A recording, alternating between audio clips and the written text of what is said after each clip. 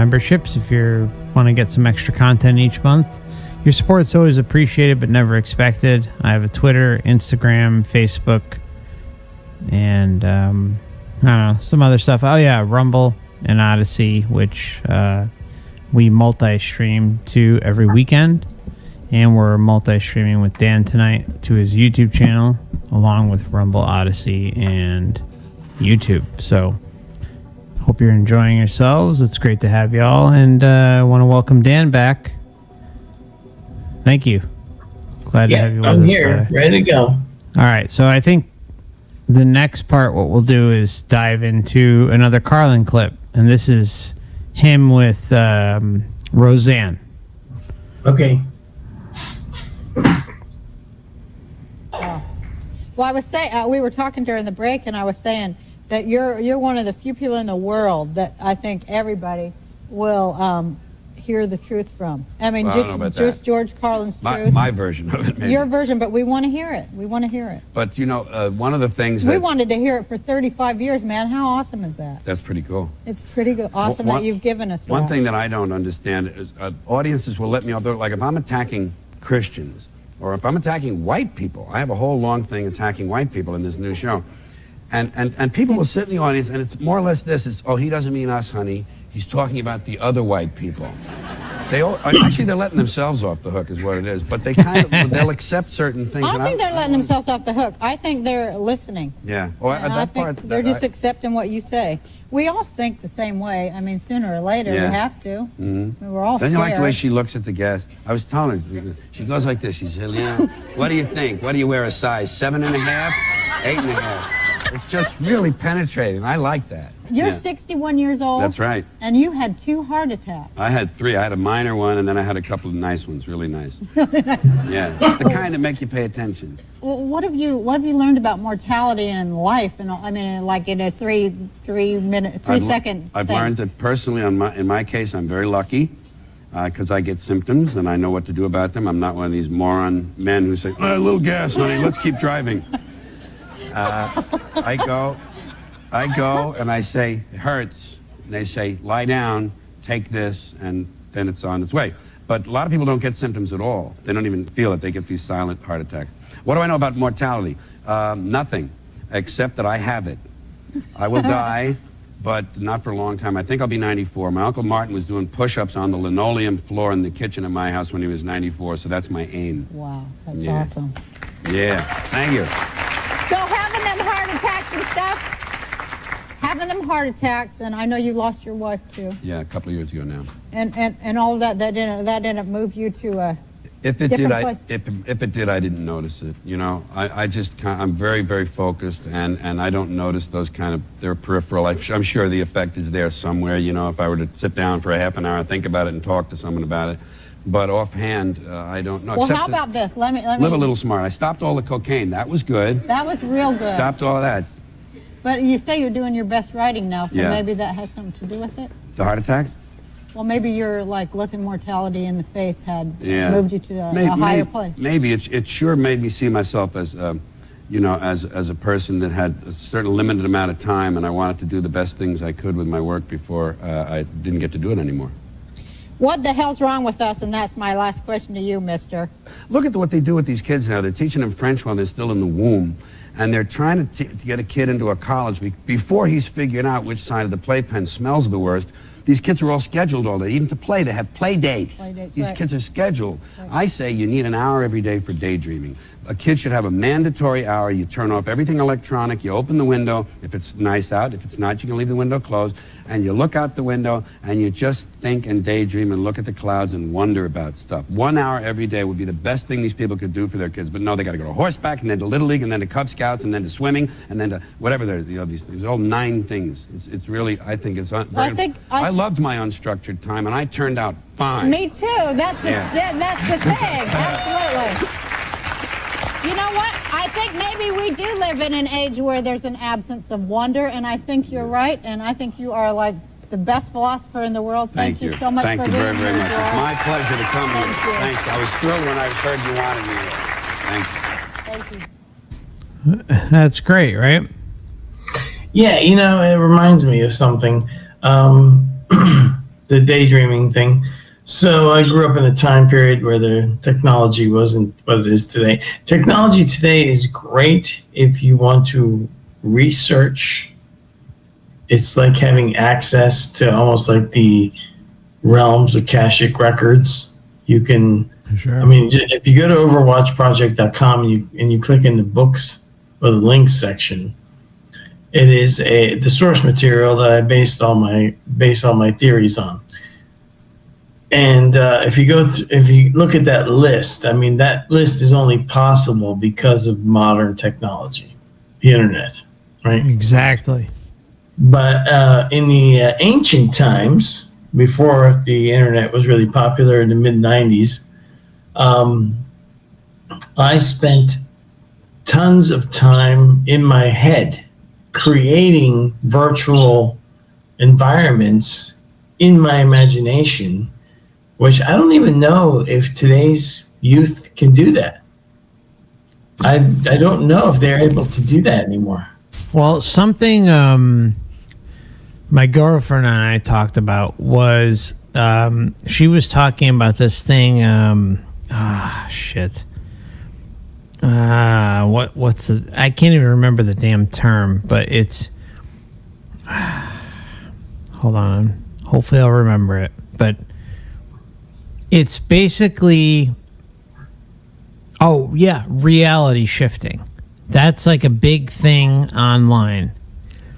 And when you start to look at what the younger generation is saying about quote unquote reality shifting, it's one of two things, but leaning more towards one thing. I think it's daydreaming, right? It's just allowing yourself to drift away, or perhaps even astral projection. And so, but like, there's a new term for it. And she said to me, she's like, well, it's interesting, right? Because some of us grew up in certain time periods, and, you know, we have, the term daydreaming or astral projection or whatever you want to classify it as, right? Or out-of-body experience. But let's just stick with daydreaming. And there was like a certain shift and like a delayed reaction with the younger generation where they term it as reality shifting, when in fact it's just essentially daydreaming. And I was like, you're spot on. I mean, I think she nailed it when she broke that down for me. Yeah, that's true. Like, it's something that humans have forgotten. See, like when I was younger, boredom was just that was 90% of my day. Exactly. I mean, yeah. All right. And boredom was just the entire bulk of the day. So you go to school, you're bored out of your freaking mind. You're just bored. So I was always in my head, and it is like a virtual, it becomes like virtual reality. Like you create anything you want. You are in. There was even a cartoon of this kid. I remember back in the 70s, there's some cartoon of some kid that would just daydream, and he would create all this stuff, usually while he was in class, and I would do the same exact thing.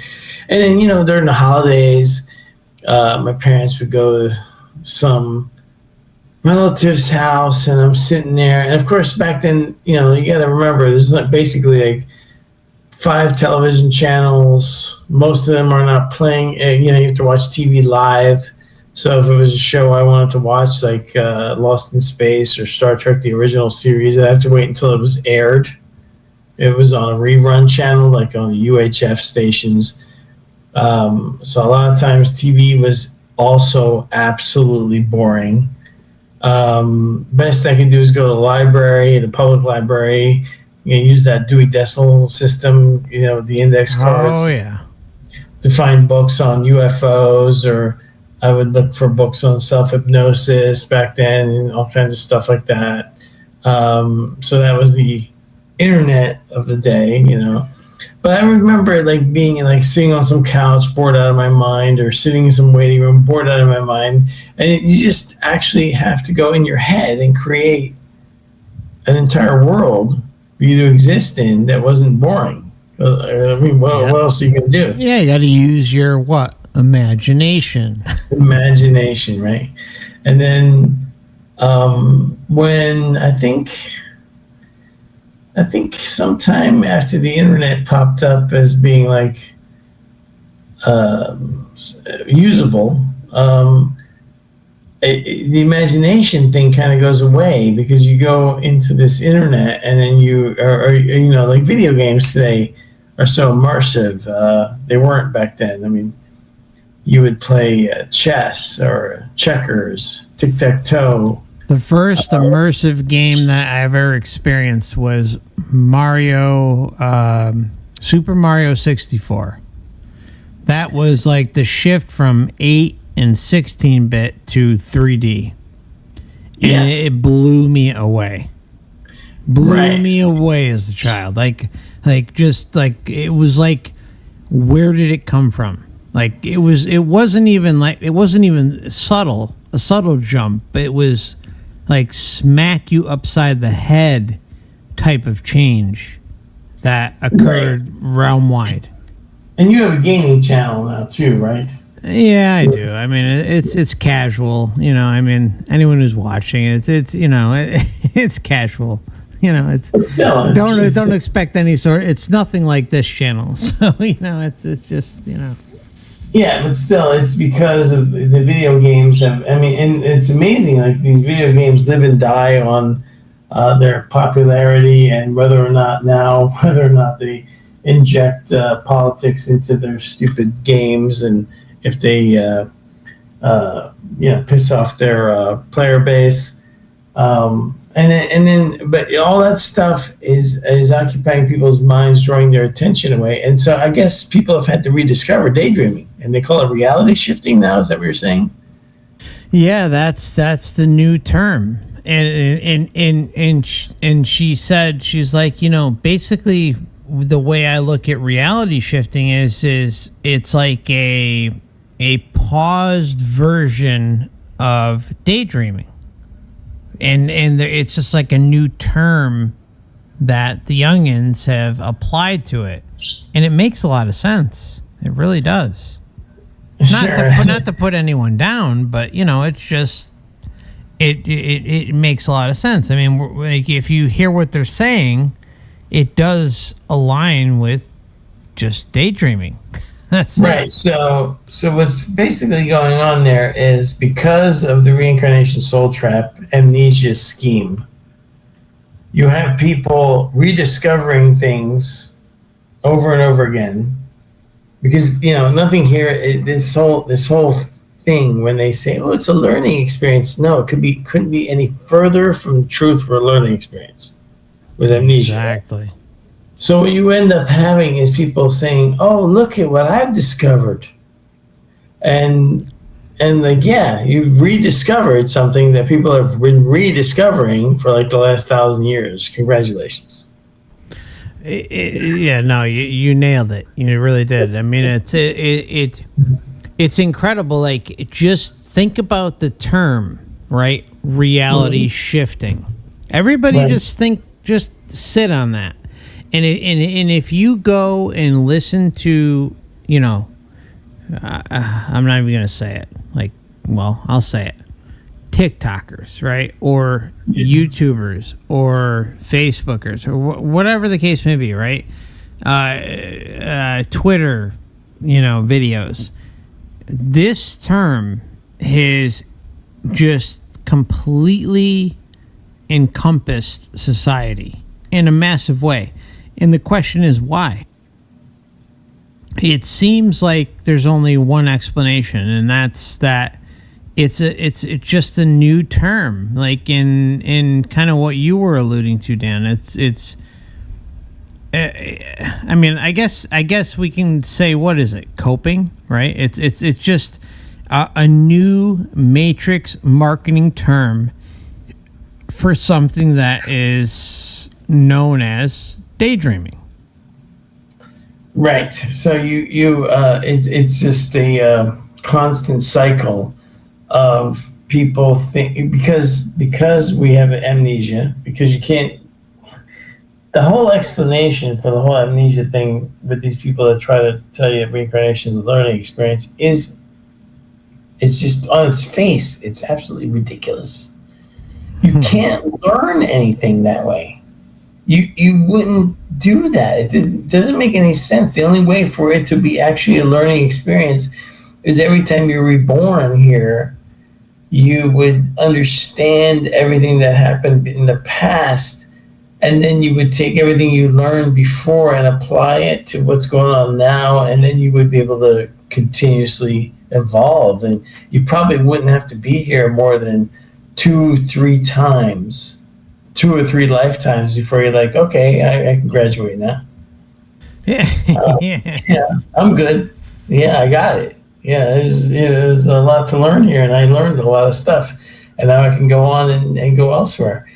But instead, the system here just recycles you over. It's like a recycling operation. Yeah, and what's interesting is how we can look at something like daydreaming and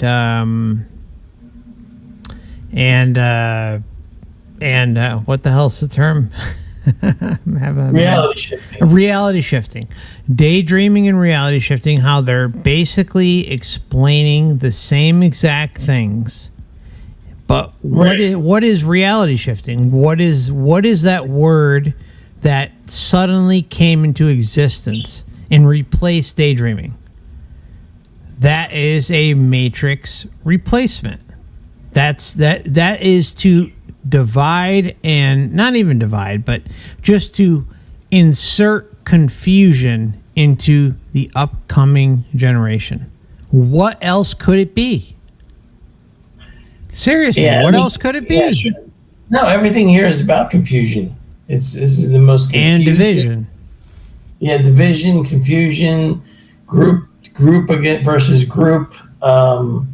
There's absolutely very little benefit to being here any more than one time. If you had to come here and you were guaranteed to just come here for one lifetime and leave, that'd be the only way you would get any kind of benefit of this. And you'd say, yeah, I now experienced crazy irrationality and insanity. So now I know what that's all about. And then you go on, sure. You go on with distance. But instead, we are constantly recycled, and then people think they've invented something or discovered something. It's like, what's her name? It's like Jennifer Lawrence when she has put her foot in her mouth. There were so many YouTube videos made with montages from. I mean, it's people are just told shit and they just believe it, like without any critical thinking. Oh, we need more women empowered in movies. Right. Yeah. So when I was like, but this is just a public service announcement. We do need more women in movies and music and every single profession out there. Yeah. So when regardless of talent. Yeah, right. So when I was a kid and I'm watching Sigourney Weaver in the first Alien movie, which was like one of my favorite movies of all time, is the original Alien movie. And I'm like riveted to the whole thing, and the main character Sigourney Weaver, and I'm like rooting for her. Of course. Rooting for her because she's an amazing character in this story. And then you have people like Jennifer Lawrence. Before I was in Hunger Games, there wasn't any women in action movies. I mean, come on. Really? I mean, let's get real. I mean, she had to apologize. She took it back. She admitted that it was She apologized? I'm shocked at that. Yeah, because the backlash was over the top. I mean, people literally went out and found movies, going back to, I don't know. I mean, you can watch movies from the 1930s. I'm a big film noir fan, right? You know that about me, right? Yes, I love the old film noirs. And you can watch movies from 1930s, 1940s, where a woman character is portrayed in an amazingly powerful way, like a protagonist in a story. The whole movie Gaslight, where we get the term gaslighting. Okay, you know what? I got to cut you off. I got to disconnect you. You're not allowed to share this. You're not allowed to spread the truth about the women's liberation movement, like existing prior to what, 1970? 2020, apparently. Yeah, 2022. Yeah, right. So, I mean, and you could just go down the list. I mean, you had Lindsay Wagner on television as the Bionic Woman. Awesome show. I used to watch it as a kid. What about 99 and Get Smart? Sure, 99 and Get Smart. She was the smart one. She was actually the smart one. He was an idiot. He was a complete dunce. And she was hot as hell. Let's just call it what it is. Powerful. She was incredible. Right. I remember watching Nick at Night as a 13-year-old and loving that shit. Yeah, it was amazing. I never sat in front of the television and thought, oh, there's a woman protagonist in this story. I thought either the story is good or it sucks. Exactly. It's like either it's good or it sucks. Exactly. There's no in between. Either you're going to present something that we're going to enjoy, or you're going to derail it and make a laughing stock out of it, and we're just going to laugh at how pathetic it is. The original Star Wars, Princess Leia. Yes. Yep. 1977 movie. I mean, who doesn't remember that scene in the prison bay in the Death Star when she's like, shooting a blaster and saying, whose brilliant idea was this? I mean, she's clearly like totally confident. I mean, there's just so many. Even in the Blues Brothers, Carrie Fisher was in the original Blues Brothers movie. Yeah, that was Dan Aykroyd and Belushi. Yeah. Yeah. Yes, that was an awesome movie. It was. But there's people that have made like these montages of like 70 or 80 different movies from like the 40s, 50s, 60s, 70s, 80s, 90s. They all have like super capable female characters, and then it's like some authority or somebody in charge just tells people, just spews all this nonsense, and then we get stuck with really, really horrible movies now, really, really bad, where they're almost trying to make up for something that was never missing. That's you just encapsulated it right there. That's exactly what's going on. Yeah, and then it's costing them money because people are not going to see the trash movies that they're putting out there. They're not going to see them. They're losing money left and right over the entire implosion of Marvel at the hands of Disney. Star Wars being totally destroyed at the hands of Disney. Some of the ridiculous. Have you seen? I have not seen the show because I think it's only airing in Canada. There's that new Robin Hood show. Have you seen the reviews on that nonsense? No, thankfully I haven't.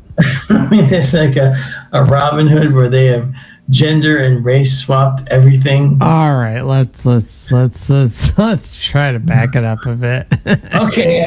Yeah, I mean, this is one of the. Okay, go ahead. Just say it. Who gives a shit? I'm just saying, like there's been there's a lot of YouTubers out. Actually, it's amazing to me. It's almost become like Disney, which used to be this enormous entertainment corporation, has become the company that makes products so that YouTubers can just make fun of them and get rich in the process. Because it seems to me like if you want to watch something from Disney, you just go to YouTube and watch Nerdrotic or Geeks and Gamers or Heels versus Babyface, and just sit back and watch their reviews of the shows, because that is going to be way more entertaining than the actual show.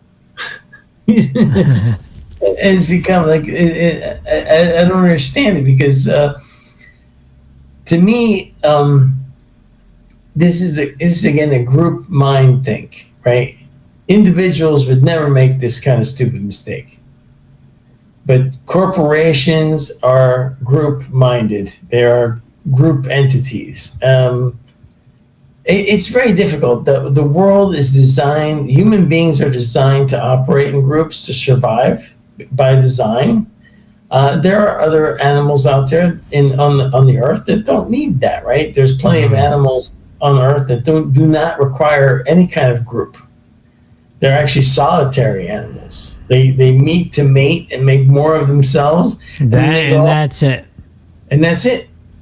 They go but we are designed like we cannot even survive without having some kind of group relationship. You can't even survive when you just arrive here. Right. I was one of the most fascinating periods in history to me is the whole Republic of Pirates era from like the 1600s that lasted for about 20 to 30 years, when they controlled like the port of Nassau and the other port in what's the other port name? Was it the Bahamas? Nassau's in the Bahamas, but there was another pirate like bay and some other part in the Caribbean. There was two of them. All right. Well, I sense that you're a racist. Anyway, the pirates in that era, probably the closest thing to individuals like partnering up in groups in a leaderless society that you could ever find in human history, where they had like those articles of agreement, like when you're on the ship or when you're off the ship, like you're pretty much on your own. Like they had it's very interesting. If you want to, look into if anybody out there is interested in human behavior and why people do things the way they do, it was probably the only time where a civil society kind of formed temporarily without actually any kind of government, and still was able to function as a kind of civilized society. But they used the laws of the sea. Well, they had different. No, it was different. Most pirate ships most of the crews were volunteers. There were some people that were coerced into being on a pirate ship because they needed, if they needed a cook and you could cook, then maybe you were gonna, or you're gonna be a cook. You don't have a choice. Or if you were good with healing people, or maybe some kind of medical skill, you might be co-opted. But in general, a lot of pirate crews were volunteers because they were getting off of the really tyrannical, horrible conditions on the government ships. And, true. And they had a very, very loose structure when it came to command or hierarchy. There was no real. The captain was it's a very fickle position. It was like, you're captain because we think that you're the best guy for the job, and then they all kind of agreed, well, under an emergency situation or battle, we're going to listen to the captain no matter what. But if things don't go right, if things don't work out well, we'll take over that shit. You're not going to be captain anymore. It wasn't like a mutiny. It wasn't like a mutiny. It was like a vote. It was like people would choose the best guy, and a lot of times the captain never even slept in the captain's quarters on pirate ships. They would sleep in the regular bunks and the bullshit. I'd be sleeping in the captain quarters. Bullshit. Yeah, the captain quarters were I'd be sleeping all up in that captain's quarters. Do you know with the drapes and everything. Fuck that. I'm not gonna be sleeping down in the rowboat. No, I'll be sleeping all up in that freaking captain's quarters. Do you know that they had the pirates had actually a retirement plan for injured crew members? That sounds like such bullshit. No, it's true. It is true. Okay, it's all true. right. They actually had like a when they were operating as pirates. It's different when they were privateers.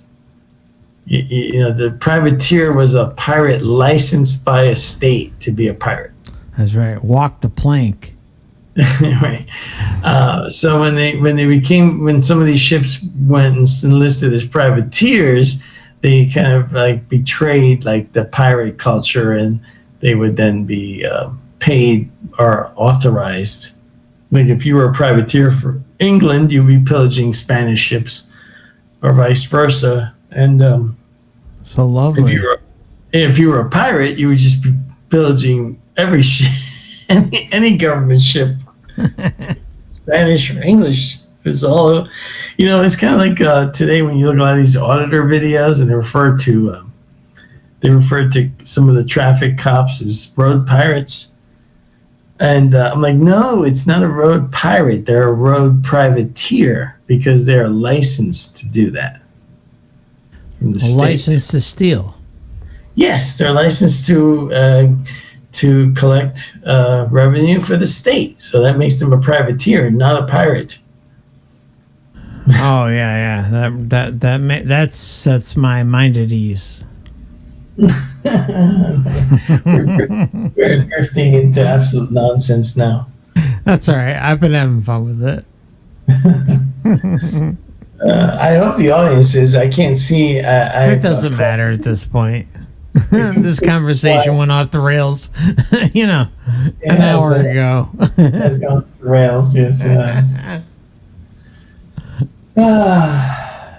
Well, as you know, I had a really kind of a bad day today. Yes. It was nice to just talk and vent a little. Yeah, man, it's great. There was a couple not one, but a couple comments I wanted to go back to. First, I want to thank Mao for his very kind contribution to the channel. Says, it's great to have you both in the show, Mark and Dan. Thanks so much for your hard work. Oh, that's nice. Appreciate you, Mao Lopez. And there was one more comment that I think you'll enjoy. Or not even necessarily enjoy, but just find interesting. Kyla says, when I was a kid, our family found a dead man in his dumpster in his back alley. The local newspaper said that the owner of the house knew him, even though he didn't. That was my first realization that the media twists stories to make it sound more interesting. Gotta have a dark sense of humor to be here. Either we laugh or cry, unless you ignore it like the majority do. Just go into robot mode. I feel empowered by it, but my sadness I have is for everyone else who doesn't feel so.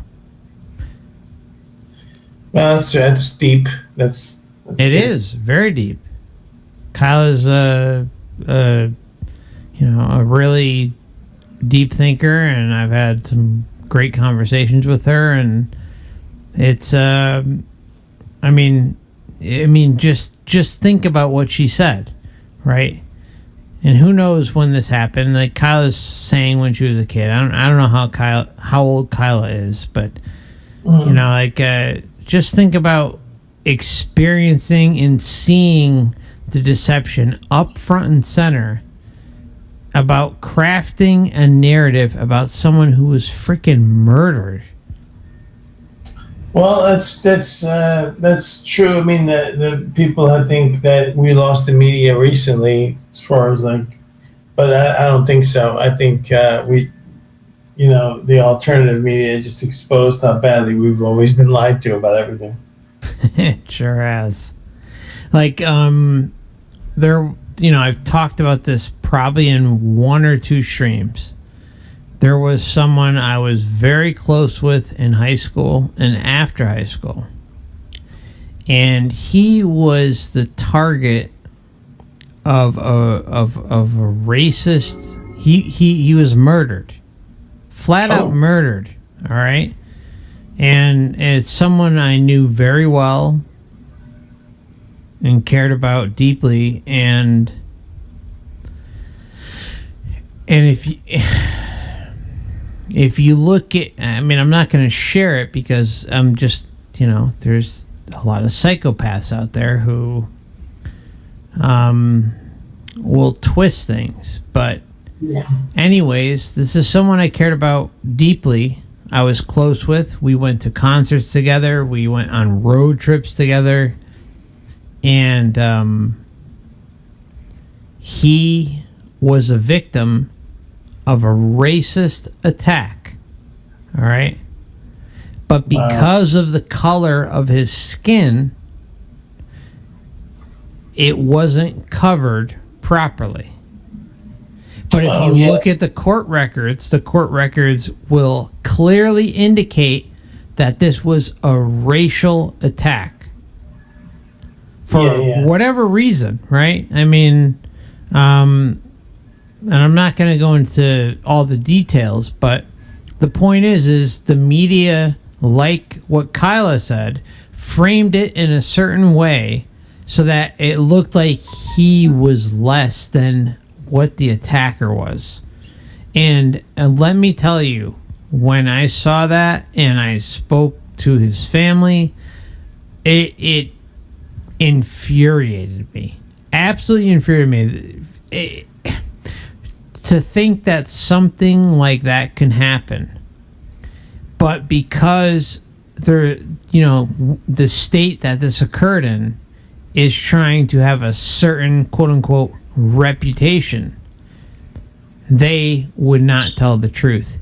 Luckily, the family, after multiple appeals, ended up having the initial charges revised, but too little too late, right? It happened long after he was convicted, long after justice was served, and it just was, it is what it is, but the point is if it's not making the headlines, if the attack isn't being put into the consciousness of the public at the time, and then corrected 2, 3, 4, 5 years down the line, it doesn't mean shit. And so the family and the friends of the victim got the short end of the stick, and in the initial reporting of what happened was so insanely skewed and fucked up that he was framed to look like the bad guy. But yet the record was corrected years later. Now imagine, I'm just a friend. I'm just someone who knew him and hung out with him.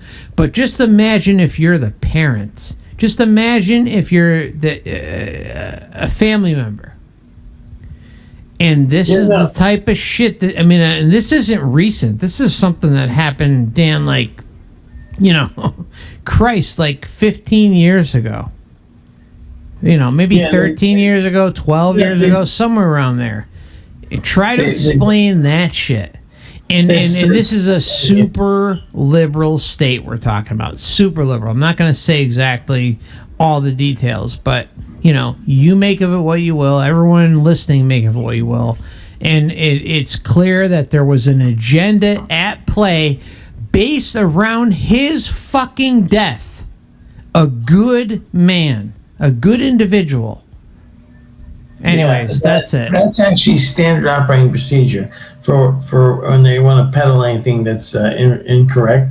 They tell you the incorrect thing first, that goes viral, and then later they quietly issue the correction, say, see, we were honest, we corrected the mistake. But nobody remembers the correction. There's even been they don't even know what the hell's going on at that point. No, there was even an experiment. I think goes back to the 1950s. That's one of the things I was reading about with how cognitive dissonance works and some of these other cognitive things that humans are plagued with. They did some experiment where they had a group, and they basically created, I think, what was a fake newspaper with fake news in it, and they waited until the news stories that were wrong were fully absorbed, and then they went in to try to correct people. Oh yeah, it was an experiment, and they later termed, they came up with the term the backfire effect. I think that was what they called it, the backfire. Yes. Because it has to make up for all the racial injustices, right? Well, no, it was some kind of simple experiment that they were conducting. Psychologists were conducting, and they were expecting to, they were trying to figure out how long it would take once somebody had been lied to about something that they thought came from an official source, how long it would take to correct the lie. And what the shock was that the psychologists couldn't believe what was happening. They found that most of the people would vehemently double down on the lie that they had bought into in the first place, instead of correcting to the truth of the matter. What wasn't this the Stanford Institute test? No. Okay. Now let me see. Backfire effect. Let me try to find out what year it was. It was 1950s, I think. Oh, then probably not Stanford then, yeah. Scholarly articles on the backfire effect experiment. Let me see here. Wasn't it all recorded?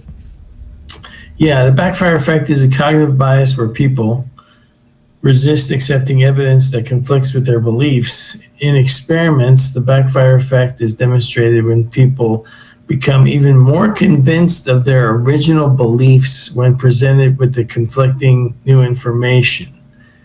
So, I mean, this is what you're dealing with cognitive dissonance, basically. No, this is not cognitive dissonance. This is even worse.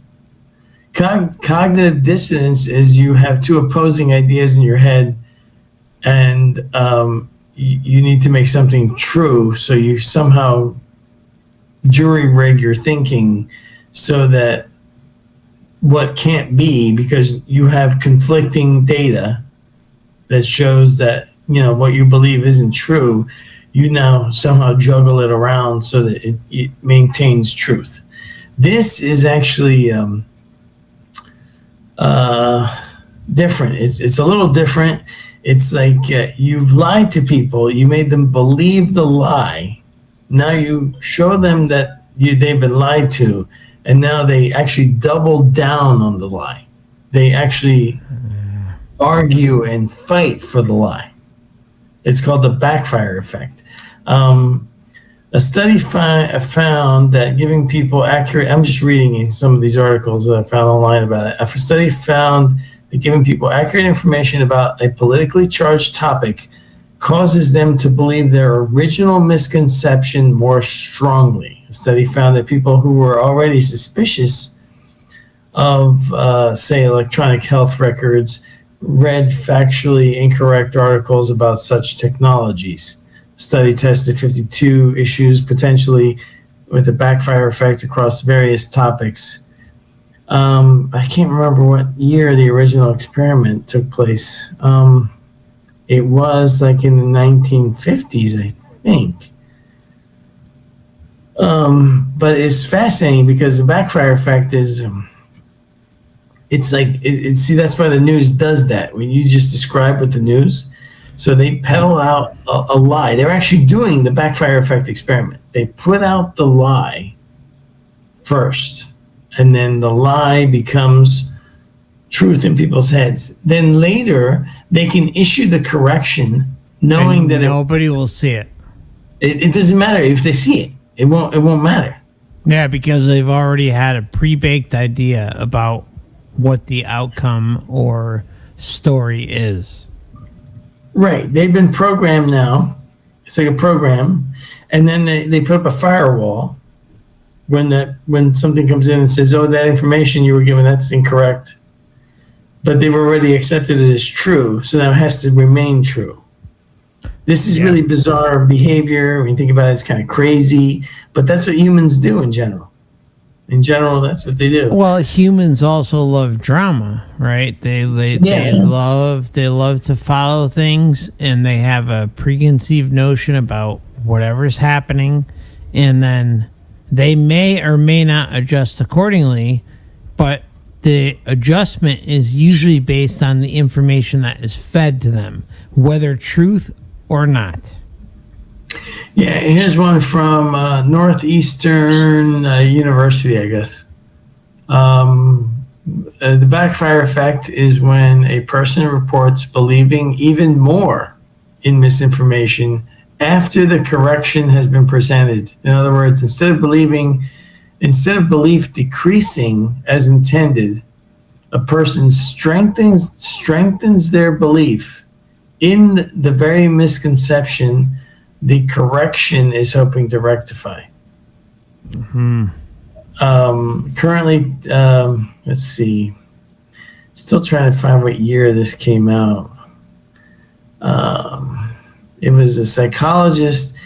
The thing is that the psychologists weren't even looking for this. They were just studying, I guess, when the news gets something wrong and then they fix it, how long does it take to, fix something? And then their funding got cut, right? I don't know. Well, I don't think so. I mean, what ended up happening was this whole new term was invented, backfire effect, because they were like, what the hell is happening here? Like, even the psychologists were like, they did not expect to find what they found.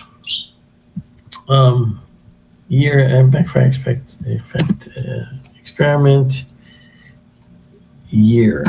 Let me see. I'm trying to find when it came out.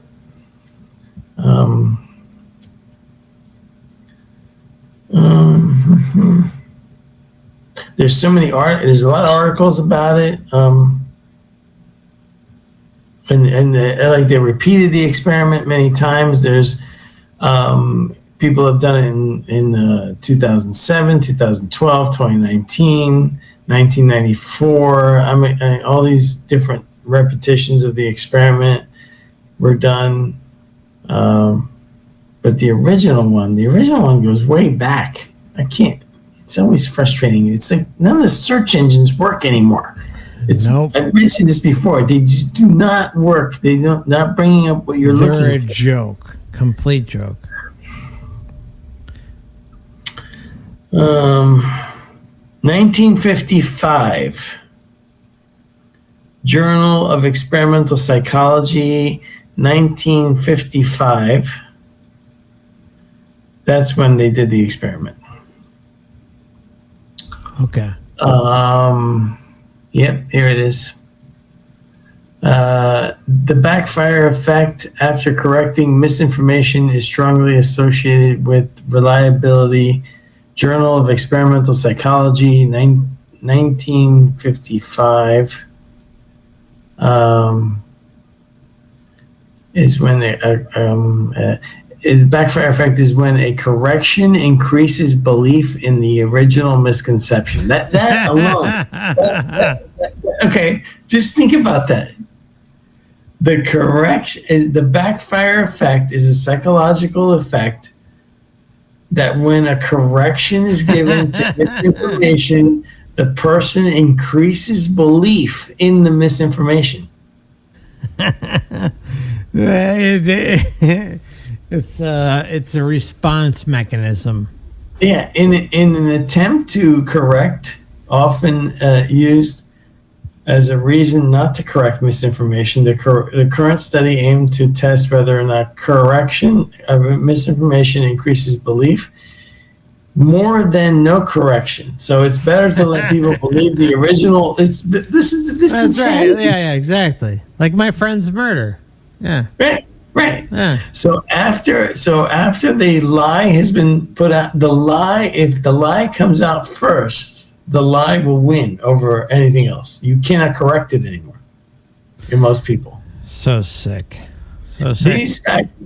These factors included worldview-related attributes. See, worldview, that cosmology. So, if you this is why you can't if people have to deprogram themselves. You can't go in and give somebody facts, information, data, and then have them. Oh, okay. Well, I didn't know that. Thanks for telling me. Now I can stop believing this nonsense I've been believing. That's not how it works. It works by people have to do it themselves as an individual. They have to decide that they're going to self-examine what they think they believe, and then go look and dive deep into a bunch of information and then try to investigate it. Not allowed. Which is what you did, right? Yeah, of course. I mean, I knew. I mean, when it comes to my friend that I'm talking about, like, he was.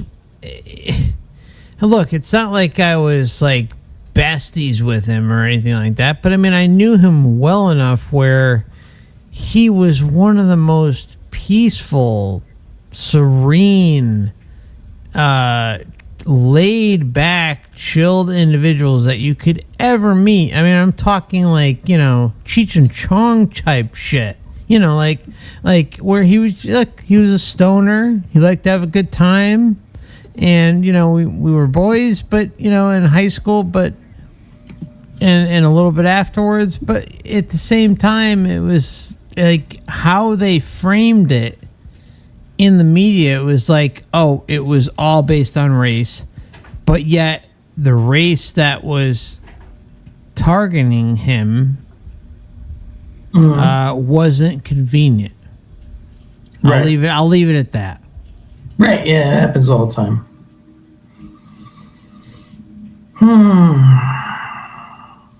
Okay, here it is. There's actually see, I had to go to Yandex. I had to go to the Russian search engine to find this. Oh, don't you dare talk about that. I'm gonna cancel you right now. Yeah. William McGuire, 1960s, a theory devised by him in an experiment, which is a process in which one builds up a resistance to influence and persuasion or threats, which may cause attitudinal change. In short, the backfire effect is a psychological phenomenon. Essentially, the more you try to convince someone they are wrong using facts and figures, the more convinced they become in the pre-existing belief is correct. Kind of like Gates with his favorite books during the whole thing that happened a few years ago being, you know, lying with statistics. One of his favorites. That was one of his favorites. Yeah, sure, right, exactly. Bragged about it.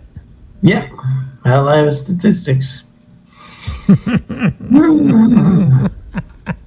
Such a clown show. It really, really is a clown show. Yeah. Let's see here. Yep. Actually, here's an article again from Yandex. Can't find it. This did not come up on Google or Brave even or any of the other ones. There's an article actually talking about both cognitive dissonance and the backfire effect from a website called intelligentspeculation.com. They have some quotes here from the scientists. Interesting article. They have actually a diagram, shows you how it works in the head. I'm going to put this in the, if I can get the comment section to work. Let's see. If I paste it in the comments, then everybody can see the article. Okay, there. Can you see that, Mark? Hold on.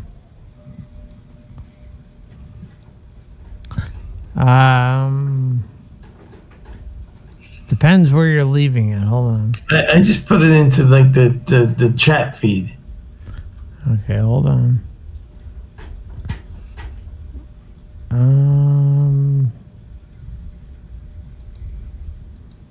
I don't see it. Jeez. Well, which chat feed did you leave it in? The YouTube one under On your channel and my channel? on my yeah. You know what? I'm sorry. On my channel. Don't worry about it. It's all good. I'm starting to get tired. I'm starting to lose it. Yeah, I'm getting kind of tired too.